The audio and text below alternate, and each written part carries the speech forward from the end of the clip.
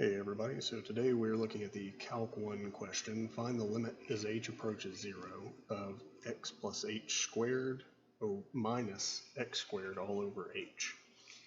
So at this point there's not really any calculus in this question. This is actually just an algebra question, and this equation here is going to give us the foundation for taking derivatives later on in calculus.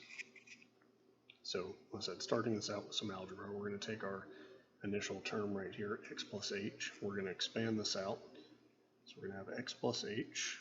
Since that's squared, it's times x plus h.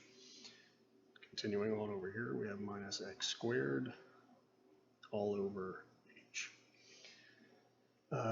So continuing with some algebra here, we're going to FOIL these two terms here.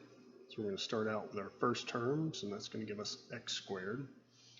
We're going to do our outer terms, and that's going to give us xh.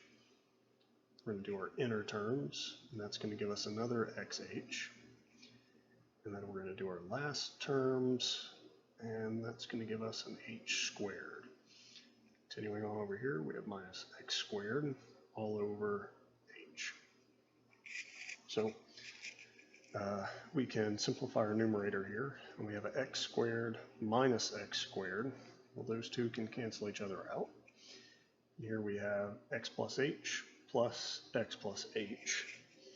So that is going to give us the limit as h approaches 0, 2xh plus h squared all over h.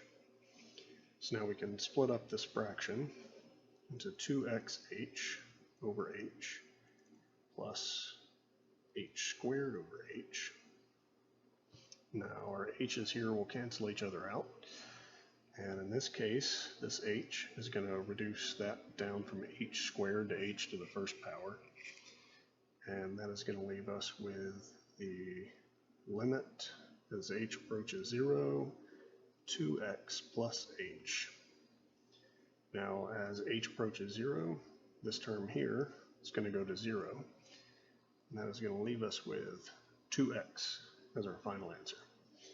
If you guys have any questions, let me know, and I'll be happy to make another video to explain anything for you.